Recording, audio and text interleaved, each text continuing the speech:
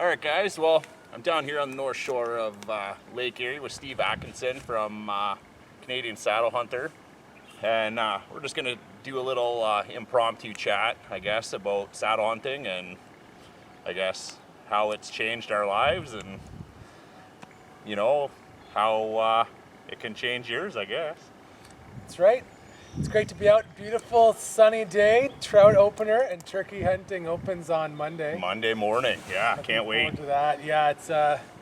Have you ever tried turkey hunting from a saddle, Nate? I have not. No, actually, this year will be my first year actually turkey hunting. I've been hunting for years and just never got into turkey hunting. Took up filming a couple years ago, and the guy that I film, he's big into turkey hunting, so I kind of got bit by that bug and gonna try it this year. But yeah, I could see the advantages of hunting. Even right now we're 2 feet off the ground, but you're above the line of sight, so I can't see why it wouldn't be beneficial. Yeah, it's something I did a bit last year. I actually, especially with the bow, that's what I find. 100%. Yep. To be mobile, because I mean, obviously, bow hunting from a blind for turkeys is the most common way, and you can go and just out in the open, but drawing that bow every time, 100%. That's when they get you. So just being up that little bit, one stick high or something, yep. And to be able to be behind the tree, which camera we're going over here, Yeah. But when you draw, just to cover that movement, 100%. I think helps. Or if you're in wide open, one of the spots I turkey hunt, it's fairly open. It has a lot of this snake grass like this here. So to be able to sit on it and have the gun and just be that far over the side, 100%. Has been handy. My son is his first year with tags. Yeah. And so like to be able to, Dad, do this and be behind right the beside tree. him and Yeah. yeah. Obviously, that's not the only way to do it, for sure. No, but it's like anything else. We saddle hunt now. We've all hunted at a tree stands, ladder stands. It's a tool in the toolbox. It doesn't fit every application. You can make it fit, but it's like everything else. You'll be in a situation someday where you sit in the morning and you see the deer 30 yards away and 40 yards. Well, it's easier to move this than a whole ladder stand, and guaranteed, not guaranteed you're going to have success, but it's going to put you closer to the deer easier, I believe. Yeah, that's what I think, and I feel so much when I'm in this, I feel so much more part of nature. When I'm in a tree stand, I feel like I'm surrounded by all this metal. There's just self-climbers. The hang-on, there's some really good hang-ons. 100%. Especially some mobile ones, and some guys are just not very comfortable sitting this way, and they like sitting the other way around. Yep. Totally more power to you. But having the hang-ons and carrying 16 pounds of metal plus my gear around there and going up, and you just feel like you're an infraction on nature. Yeah. Where this way here, intrusive. Yeah, exactly. Yeah. Intrusive. This way here, like I love being just leaning up against the tree like this and just watching deer feed and just being right there and being okay with getting my phone and making sure it's all good and peeking out over the side rather than think every movement I'm doing is literally right giving you in the open, and you're just praying that they don't look your way. Yeah. So that's what I love about the versatility, like you mentioned. And our deer down here along the lake, they're not stupid. They're big deer, and they get that way from not being stupid. And if they pick you out of a tree once, guaranteed every time, especially a big doe, every time she comes by, she's going to do this and look up in that tree where she saw you. And if you have the ability to get busted in this tree and move 10 yards to that tree tomorrow, that could be the difference between punching a tag and eating tag soup at the end of the year. Yep, 100%. And I'm dropping my knee pad here. One of the things I've noticed, especially for mature deer, like you said, mature does or bucks, are that they often are just off the path of other deer. Yep. And they're just that little bit out of the way. And like you said, if they notice something's off, they just do that. One of the oldest deer I shot actually on this property here, about 105 yards directly north of us. It was, I saw him that morning. It was in November. It was black powder at the time. And he came right into this area here, and he was, from where I was set up, he was just out of range because he had caught me once the year before, actually the year before, and he would come by, but he'd about 65, 75 yards. away in bow season, and he just wouldn't come any Wouldn't closer. make that commitment. Yeah. Yeah, so I was set up about, again, 80 yards that way in the saddle, and he came totally from a way I didn't expect. I expected him to come down here from by the lake and work his way across. He came closer to my house, Right up to the garden, eh? Yeah, pretty much, and came through, and I shot him a black powder at like 23 yards or something. It was like Typical perfect textbook bow shot. yeah, You know? I was like, of course. Last week, 3 days ago, he wouldn't come within 80, and now he's like right there. But I was able to be versatile because I recognized, you know what, he doesn't like this spot. Yeah. He's aware that he has a bad memory, and so I was able to just move over a little bit. Out pattern him a little bit. Yep, exactly. And he didn't come when I expected, but he was old. We figured he's probably 7.5. Yeah. Right, like his teeth were almost Worn right almost down. gone. Yeah, he was, his rack was smaller than it was the year before. Yeah, he was on the decline. He was on the decline. So that was the perfect one in my mind to take out. It is. That's perfect harvest buck for sure.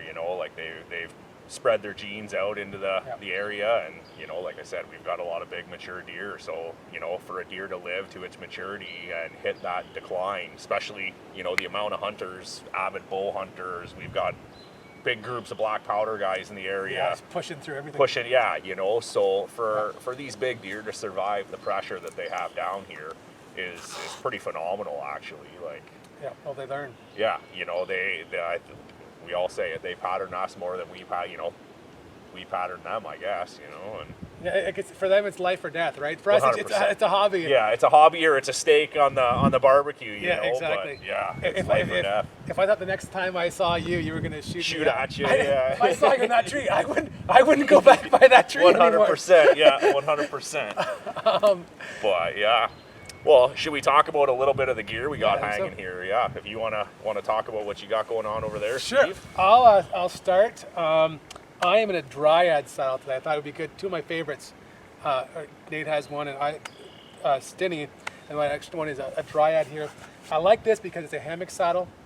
I can adjust from real small, so just cupping my butt right there like that, to all the way if I wanted to, Kick back and have a little siesta. Honestly, this is how over one shoulder. Yeah, that This is looks how comfy. I hunt a lot because I can still look around and turn. Yep. I can be on my phone and kind of lean into it and I can lean And back. that gives you that little bit of coverage on this Yeah. side. If you were, anticipating the deer coming from this way, it cut kind of, like you said, texting the wife or whatever. And Yep, and just keeping any of the the movement down, super comfortable, super supported all the way right through here. Yeah. And then when I go to shoot, all I have to do is I just sit forward like that. Yeah. And it just falls down. Oh yeah, that's And nice. so it's not as quiet as the Stinny if you were trying to make noise. Yeah. I don't know if you can hear that. A little bit. It's still fairly quiet. Yeah, though. I mean, don't do this in a tree stand. Yeah, don't strum your saddle like a guitar and you'll be all right. Exactly. But I find it really comfortable. I have an 8mm Oplex sewn, which you can get on CanadianSaddleHunter.com. Most of this stuff you can. And a Kong duck. I really like the Kong duck for a mechanical device. Sometimes I use just different friction hitches, but on there. And trying out a Pursuit platform they sent out. It's a carbon fiber platform, super, super light. It's small, but I'm surprised at how comfortable it is. Well, yeah, you got some big feet over there, and they seem to fit on that, and you look like you're, It's almost have as much movement and room as I have on this trophy line. Yeah, exactly. It's what when I first saw it, I thought it would be too narrow. Yeah. Honestly, but the way it comes out and the angle, I can put my feet like that, and where originally the arch is on the platform. Yeah. That's actually a quite comfortable position. It's like having extra support on your shoes. I find I'm like that too. I end up getting right on the right edge. on there. Yeah, exactly. So Yeah. it's quite comfortable to sit in, and it's super light. So this is going to be. I'm going to use this in turkey season this year. See, I mean, it'd be a little. I can turn like that. I guess I could, but it would be a little more gymnastics. Yeah, like a little more shuffle than I compared to an EDP or something like that. But it's doable. So that's what kind of I'm rocking here today. What about you, Nate? Well, like Steve said, I'm in the Stinny gear. excuse me, just running a cheap tether for today. It was what I had, what I could find to get out here and get up in the tree. I am running a EDP platform. Absolutely love it. I actually ended up picking a second one up off of Steve last year. Great platform. They are phenomenal. Myself, lately, the last couple years, due to a shoulder injury, I haven't been able to hunt as much as I'd like to, basically at all. But like I said, I've been filming, so my left arm's kind of immobile, so I got lots of use. But with this package that I picked up, it's rock solid. Like, my wife, even day one, she was in it and she was spinning around the tree like she was having a blast. She felt secure. She hunted out of it most of the season last year and loved it. It was a game changer for both of us. And my background, I'm a commercial arborist by trade, and so hanging from a piece of rope saddle, like, I've been doing this for years and always wanted to hunt out of it, but our tree gear at work was cumbersome.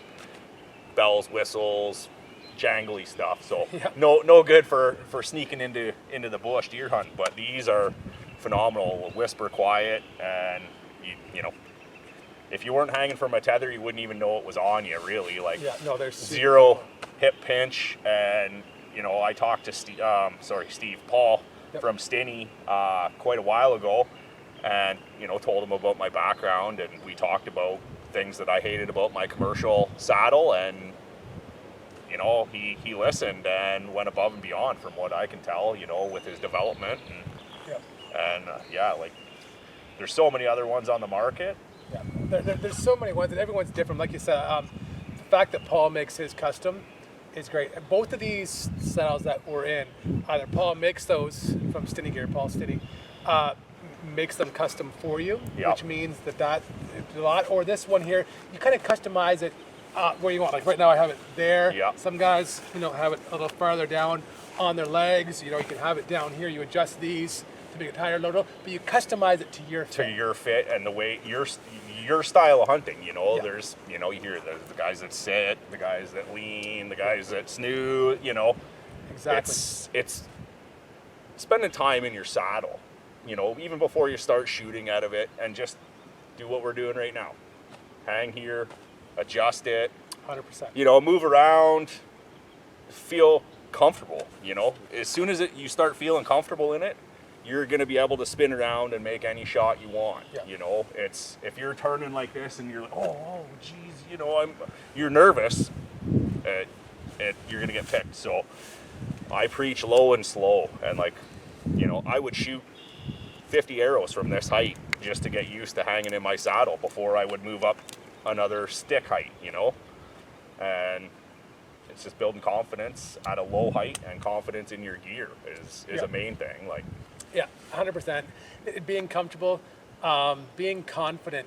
The next one of my daughters has got her license, so he has her G1 and driving now, and confidence.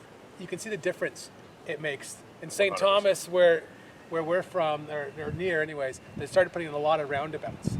And I mean, growing up, there was no roundabouts, right? No. And so even for her learning to drive, not a lot of experience that. And she'd kind of been used to driving around in stoplights, stop signs, roundabouts. You could tell it was the nervousness that was the issue. The first time she was a little shaky and I had to say like a stop or whatever. Mm-hmm. She did fine, but she was nervous, and that apprehension made the experience more challenging, and she wasn't as good of a driver in that instance because she was nervous and wasn't comfortable.